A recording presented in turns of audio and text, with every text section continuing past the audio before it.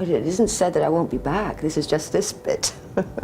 And it's as long as I can hold out, because it's quite exhausting, you know. Breakfast at Tiffany's almost looked completely different. The real Holly Golightly story is nothing like the movie. Her glamorous lifestyle came from criminal activities that could have landed her in prison for decades. Truman Capote wrote a story about survival, exploitation, and dangerous secrets.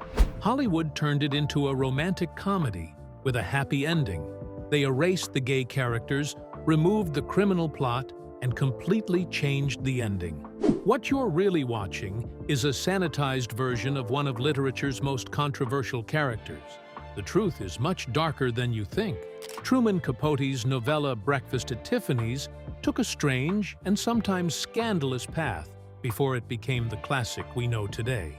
In early 1958, Capote struck a $2,000 deal with Harper's Bazaar to publish it in their July issue. That would be about $23,000 today. The plan even included photo spreads by the famous photographer David Addy. The editor asked Capote to soften what they called the tart language, but Capote refused, determined to protect his vision of Holly Golightly. She was an independent young woman living alone, hosting parties, and spending time with many male friends. At the time, such a character was considered shocking. Even after Capote agreed to minor edits, the Hearst Corporation, which owned the magazine, decided the story was not suitable. They feared losing important advertisers, including Tiffany's itself, and suddenly canceled the feature. Capote was furious, and the decision sent ripples through the publishing world. Capote often said, Holly Golightly came from a real person. In interviews, including one with Playboy in 1968, he described her as a 17-year-old German refugee who moved into his Manhattan brownstone during the Second World War. She spoke flawless English and fit easily into the city's nightlife. He claimed her habits, her sudden disappearances, and even her dreams all inspired Holly. At other times, Capote said she was Swiss, and he gave different names to different biographers. None of his close friends ever met this mysterious woman, leaving many to wonder if she was partly real or mostly invention. Over time, Holly Golightly became less a person and more an urban legend that Capote both guarded and embellished. After losing the Harper's Bazaar deal, Capote sold the novella to Esquire for $3,000, about $43,600 today. He asked them to include Addy's photographs, but the magazine used only one. The story appeared in their November 1958 issue, creating instant excitement among literary circles. Just weeks earlier, in October, Random House had published it as a book along with 3 other Capote stories. The first print run sold out quickly. Reviews were glowing, and the unusual double release, first in a top men's magazine, then as a hardcover book, turned a near disaster into a triumph. Capote became not just a literary star, but also a social celebrity. The success brought unwanted attention, too. Newspapers called it the Holly Golightly Sweepstakes, when women across New York stepped forward, claiming to be the real Holly. Some insisted they lived in Capote's brownstone, others that they shared Holly's love for cats. The boldest was Bonnie Golightly, a bookstore owner and folk singer who sued Capote in early 1959. She demanded $800,000 for libel and invasion of privacy, saying every detail matched her own life, including her name. Capote dismissed the case as absurd, and the press mocked it relentlessly. The lawsuit collapsed, but the spectacle only added to Holly's mystique. For years after, imitators kept surfacing, each eager to tie their identity to the famous character. The drama reached another twist when Pulitzer Prize winner James Michener wrote a private letter to Random House, saying Capote had once told him Holly was actually based on a witty young woman from Montana. He even offered to testify in her defense if needed, but Capote feared this Montana woman might sue for money or attention. He ordered Michener to destroy the letter immediately, and Michener complied. This hidden episode, revealed much later, showed how deeply Capote feared losing control of the story and how fiction and real life kept colliding in the most unpredictable ways. The Hollywood version added its own battles.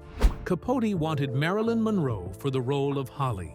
He had written the novella with her in mind, even describing Holly's blonde hair with Monroe's look in his head. Monroe herself wanted to do it, but her acting coach, Paula Strasberg, warned her that playing a lady of the evening would harm her image. Monroe walked away, leaving Capote devastated.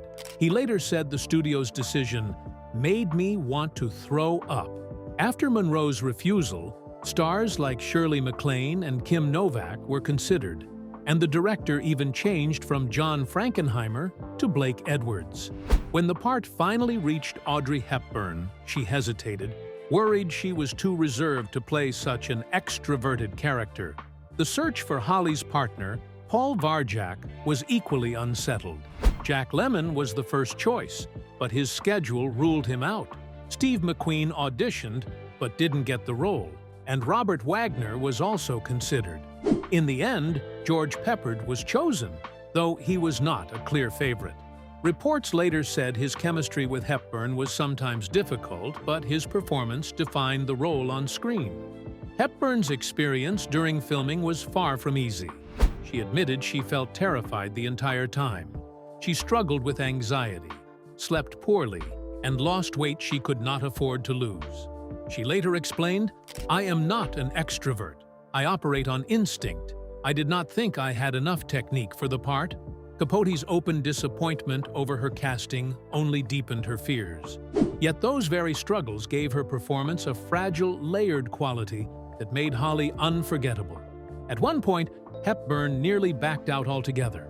Director Blake Edwards flew to Switzerland, where she was resting after giving birth, to persuade her in person. He was joined by her husband, her agent, and her mother. Together, they assured her that Edwards's approach would soften the character and make her appealing rather than scandalous. Only then did Hepburn finally agree to step into the role. That decision led to one of the most iconic performances in Hollywood history. When Breakfast at Tiffany's opened in October 1961, no one expected what happened next. The film started in only 5 major U.S. cities: New York, Los Angeles, Chicago, San Francisco, and Boston. Normally, movies needed a nationwide release to make an impact, but this one went straight to the #1 spot at the U.S. box office on October 18, 1961. Crowds lined up around the block, eager to see Audrey Hepburn as Holly Golightly. The buzz in big cities was so strong that trade journals called it an example of unprecedented urban appeal. With just a fraction of the national audience, the movie managed to beat wide-release blockbusters and change how Hollywood thought about opening weekends. From October 18th through November 15th, the film held the #1 spot for 5 weeks in a row. That kind of streak was rare at the time.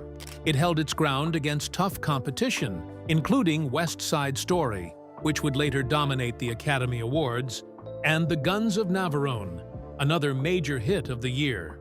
Analysts were surprised to see a film stay on top for more than a month, especially one that had launched in so few cities. Its staying power proved that audiences couldn't get enough of Hepburn's charm and the film's unique style. The success was reflected in its earnings. On a budget of $2.5 million, Breakfast at Tiffany's grossed $14 million during its initial run. $4 million came from the U.S., while $10 million came from international markets, an unusually high number for that era. Adjusted for today, the total would be worth more than $140 million. That kind of return, more than 5 times its budget, made it one of the standout hits of the early 1960s. It showed how a romantic comedy could cross borders, with Hepburn's elegance and the glamour of New York appealing to audiences worldwide. In Los Angeles alone, the film made an impressive $175,000 from just 25 theaters. As the weeks went on, the total climbed to 244,138. That number placed it among the 13 highest-grossing first-run films in the city for 1961. It was remarkable given how crowded the market was that year. The results showed the strength of limited, event-style releases and how a carefully managed rollout could build massive excitement. Behind the scenes, however, the film carried a controversy that would haunt it for decades. Paramount Pictures created fake promotional material, claiming that a Japanese comedian named Ohayo Arigato, words that simply meant good morning and thank you in Japanese, was playing the role of Mr. Yunyoshi. In reality, the part was given to Mickey Rooney, a white actor. The fake name was used to make the casting appear authentic and to avoid early backlash over the use of yellowface, even though no such actor existed. Producer Richard Shepard had wanted a real Japanese actor for the part and pushed for auditions, but director Blake Edwards chose Rooney, his former roommate, saying he wanted more comic relief. Later, Shepard admitted that he regretted the choice almost immediately, but the decision was locked in once filming had started. Screenwriter George Axelrod also objected. He argued with Edwards about the caricature and believed it could ruin the film's reputation. He even convinced Audrey Hepburn to reshoot scenes for free in hopes of editing out the character entirely. But the studio refused, choosing to keep the performance in place. Hepburn's willingness to help showed how uncomfortable even the film's own team was with the portrayal. Decades later, the damage was still being discussed. In the 1993 film Dragon, the Bruce Lee story, there is a scene where Bruce Lee and his wife Linda go to see breakfast at Tiffany's. As Rooney's performance begins, Lee looks distressed and eventually leaves the theater. The scene underlined how painful the portrayal was for Asian viewers and how such stereotypes continued to affect actors long after the film was released. Blake Edwards himself later admitted deep regret. In interviews, he said he would give anything to be able to recast the role and wished he had never done it. Truman Capote never imagined Holly Golightly the way most people remember her from the film. In his novella, she was not the charming, glamorous figure that Audrey Hepburn made iconic. Capote described her as an American geisha, a woman whose life depended on escorting wealthy men who, in return, were expected to give her gifts. It was not about traditional romance. It was an arrangement where a diamond bracelet or a check could be handed over as easily as a smile. In the 1940s, those gifts could cover months of rent. To Capote, Holly's world was one of subtle transactions, hidden behind a curtain of charm and sophistication that conservative audiences often chose not to see. Even the small details in the novella carried hidden meaning. Holly's request for $50 for the powder room sounded innocent enough, but the truth was much different. In the early 1940s, $50 was the equivalent of more than $800 today. A real tip for a restroom attendant back then was only a few coins. Capote used the phrase as a code. It was a way for men to hand over large sums without saying directly what it was for.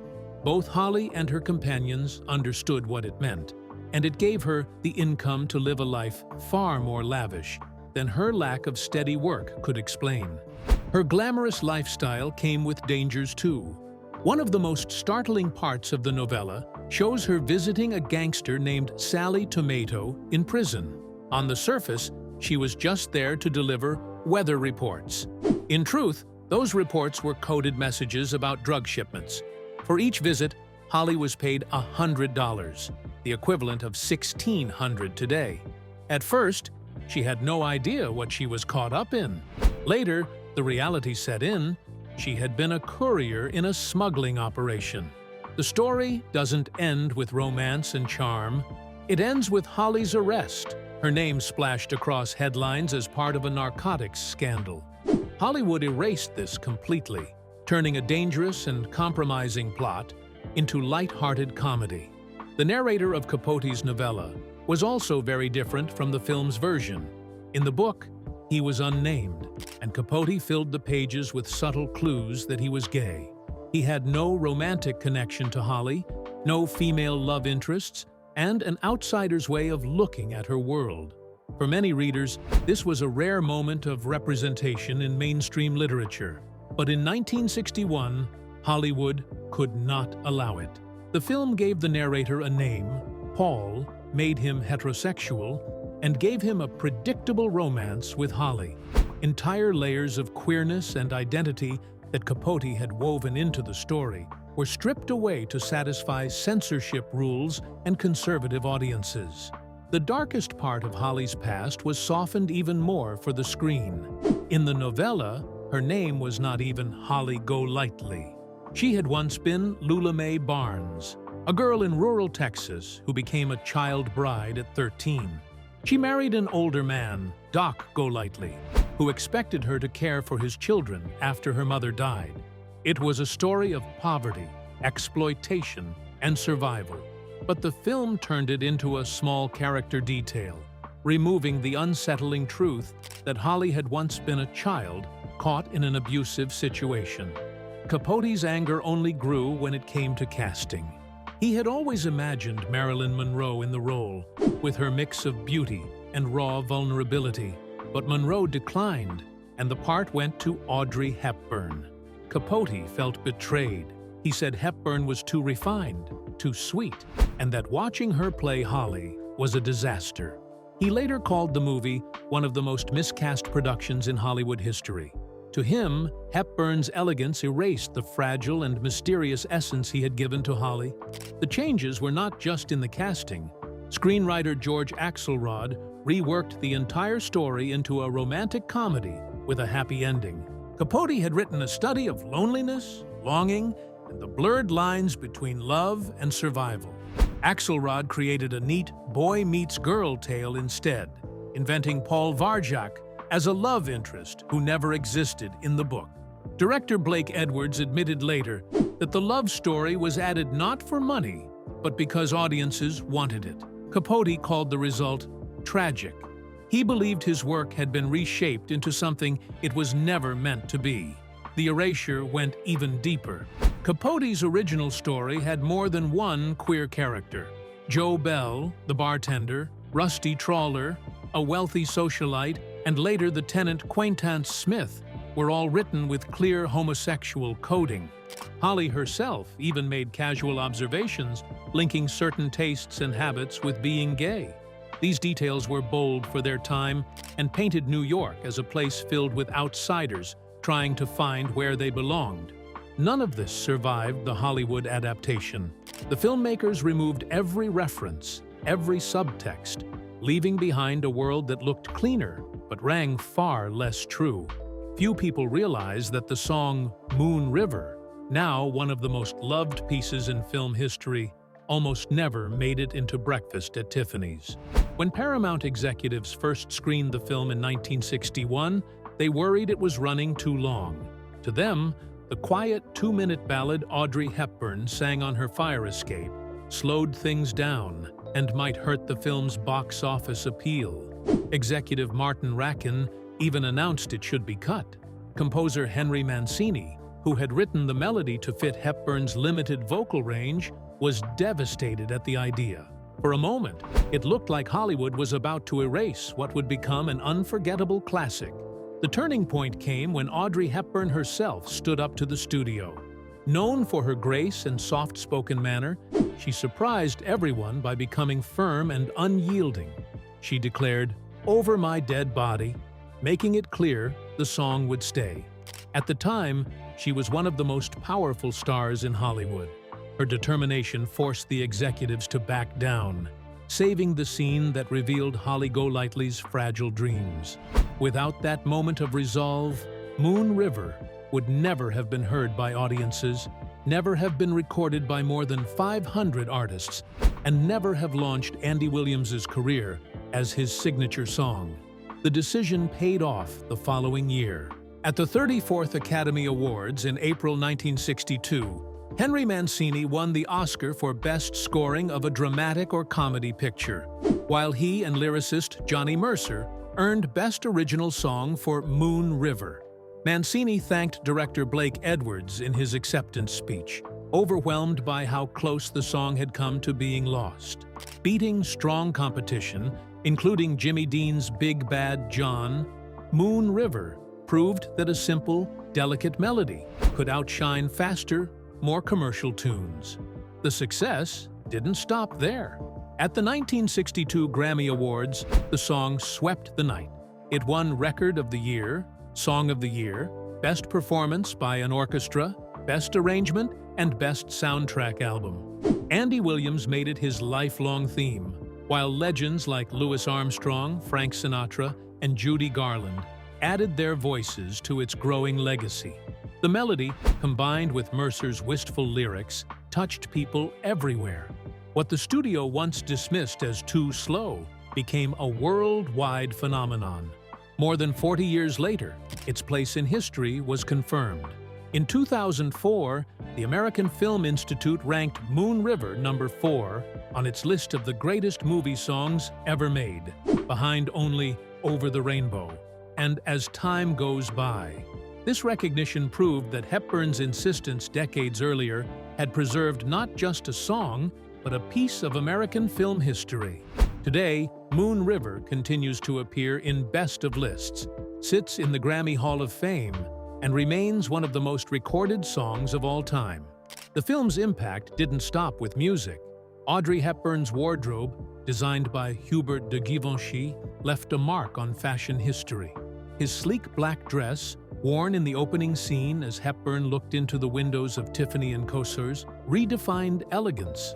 Only 3 versions were ever made, and one sold at Christie's in London in December 2006 for $467,200, about $923,000, far above the expected $70,000. The proceeds went to a charity for children in India, making the gown not just valuable but meaningful.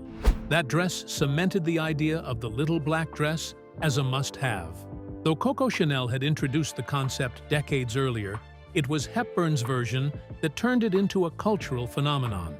The image of her in a simple black gown with pearls and sunglasses became a symbol of modern independence. Designers for decades, from Alexander McQueen to John Galliano, drew inspiration from it. Even today, the little black dress remains a fashion essential, a sign of timeless chic. Beyond the dress, the movie introduced a new cultural figure, the Tiffany girl. Hepburn's Holly Golightly represented a fresh kind of woman, stylish, self-reliant, and full of ambition.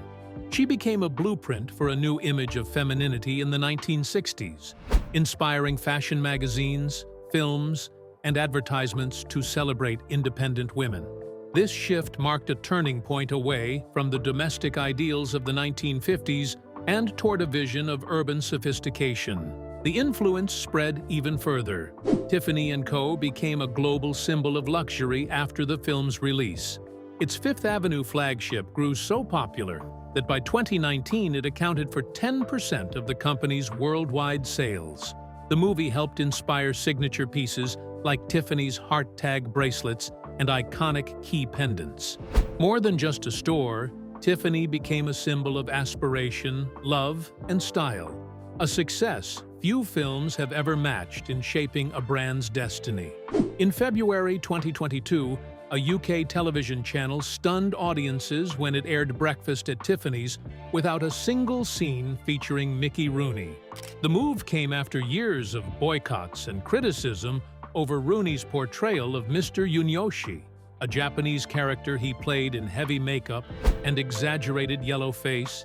He wore fake buck teeth, taped his eyelids, and spoke in a shrill accent, creating a performance that has since been called the godfather of the Ching Chong stereotype.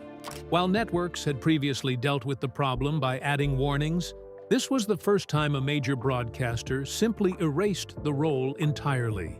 The decision was met with both praise and anger. Supporters saw it as long overdue, while critics questioned whether cutting the scenes was rewriting history instead of addressing it directly. Censorship wasn't new to this film. From the moment it was released in 1961, Breakfast at Tiffany's faced objections in different countries. Censors in Ireland and parts of the Middle East insisted on removing dialogue and scenes that hinted at Holly Golightly's life as a woman who entertained wealthy men, or her involvement with a gangster in prison. Even the US studio worried about backlash and once considered making a softer version for television. Some nations went further, banning the movie outright for decades. The mix of adult themes, criminal undertones, and moral unease was unlike anything audiences had seen before, making the story feel radical at the time. Even in its debut year, not everyone was comfortable with Rooney's performance. Reviewers at The Hollywood Reporter called it offensive and unnecessary, but the film's success, carried by Audrey Hepburn's star power, seemed to bury those complaints. For many years, his role was treated as nothing more than a clumsy attempt at comic relief. It wasn't until the 1990s and 2000s that the portrayal sparked serious public outrage. By then, renewed attention to representation in Hollywood gave the character a different weight. Organized boycotts and loud protests followed, especially from Asian American communities who saw it as a clear example of how Hollywood had mocked and sidelined them for generations. The protests were not symbolic gestures. In 2008, an outdoor screening in Sacramento was canceled because of backlash. In Brooklyn in 2011, activists passed out warnings and hosted alternative film events the same night the movie was scheduled to play. Online discussions kept the debate alive, and soon cultural institutions began adding disclaimers or pulling the film from public showings altogether. To this day, audiences split between those who think the movie should be preserved as is and those who believe it can only be shown with strong context about its racism. Over time, the film became more than a romance in the eyes of critics and scholars. Many now view it as a story not of glamour, but of survival. Holly Golightly, often pictured as a carefree New Yorker, was in fact written as a deeply wounded woman. She lost both parents to tuberculosis as a child, endured abusive foster care, and married at just 14. Her glamorous outfits and parties were less about luxury and more about finding safety in a world that had failed her. Her mean reds, as she called her panic attacks, reveal a woman trying to mask trauma behind charm and elegance. Critics argue that understanding this side of Holly changes the entire film. Instead of a fairy tale, it becomes a portrait of a woman fighting for control of her life in a society that offered her few choices. Despite the debates, Breakfast at Tiffany's remains a cultural giant. In 2012, the Library of Congress preserved it in the National Film Registry, adding it to the small list of films deemed essential to American history. Fewer than 1% of movies ever produced received this honor. The decision was ironic to many, given the ongoing controversies surrounding it, but it confirmed the film's place in cultural memory, flaws, and all. Its impact can still be seen everywhere. Audrey Hepburn's black Givenchy dress, pearls, and sunglasses remain one of the most famous looks in fashion history. The dress sold in 2006 for an incredible $914,000, setting a record for a piece of movie costume. Designers and magazines continue to recreate the image, while Hepburn's hairstyle and brows influenced beauty trends for decades. Music carried its legacy as well. Henry Mancini's Moon River has been covered more than 500 times, finding its way into everything from pop albums to commercials. Tiffany & Co. leaned into the connection, opening a Blue Box Cafe and launching an Audrey Experience exhibit that tied the movie to its brand like never before. More than 60 years after its release, Breakfast at Tiffany's remains both adored and controversial. It is at once a fashion icon, a cultural landmark, and a case study in how films we celebrate can also carry painful reminders of prejudice. Its survival in the National Film Registry ensures that its legacy, both bright and troubling, will continue to be examined for generations to come.